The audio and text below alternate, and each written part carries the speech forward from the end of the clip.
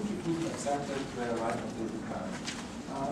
That sounds very technical here, but there's sometimes just an easy sentence, just like, oh, I don't think he wants now.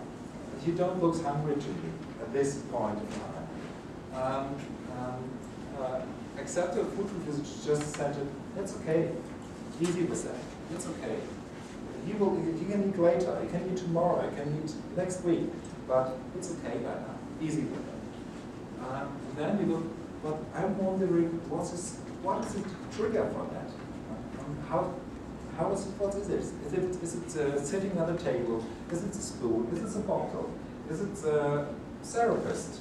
Me, for example. You don't like to eat when I'm around. Is it the music in the background? Is it too loud? Is it too fast? Just to find out what is it. You can't have a solution when you come to a room like therapist, 5 minutes, and then there is a solution. You have to observe, you have to be there to find out. And you can play a lot around feeding. There's a lot of toys you can play feeding. You can feed the puppets, you can feed yourself, you can feed mommy and daddy. You can eat all the time. And you don't believe it, but I'm eating all the time during the treatment, and it's fun. And the children see it like, oh, it's interesting what he's doing. That's an interesting play. I don't want to eat, but I want to play this game.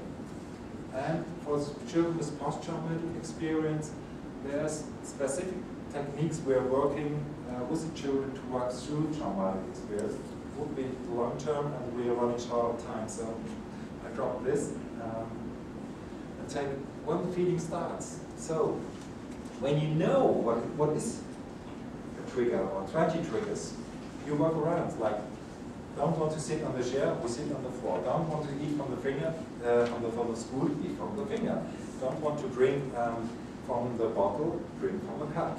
There's a specific funny thing where we have observed a lot of time. When children don't want to drink water, everybody is in, everybody gets scared. Dehydration, along. And a lot of children are not drinking in spite of their sitting in the bathtub. And then they play, take the cup and but it's not drinking because they're in the bathtub. They're not in the feeding situation.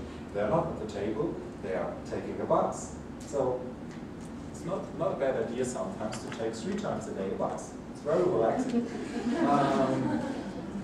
And there is sometimes where you just change it by little steps. It's not very complicated. It's just easy. But you sometimes have to lose a little bit the way of the feeding structure. That comes later. And coming back to the table comes later. The first step is the child has to be willing to involve. It's not you. Maybe you want to be the child, but you can eat. The child never called you. Just remember, they don't say, hi, it's Peter, please come around, I have to be tube-beat. It's never happened. They never ask for treatment. You know, we all just show up, but they don't ask for us. So we have to say, come on, it's me. I know we're sick of therapists, but we'll have a okay time. So when it's the first time it's hunger and thirst, and the child never have eaten, so where did you recognize something you never have seen? Especially when the child is not 2 weeks old, it's 3 years, 2 years, 1 year, 5 years, and children show it in a different way. Then you need somebody to translate it a little bit. And the more you're under pressure, the more it is slow. I'm from Northern Germany.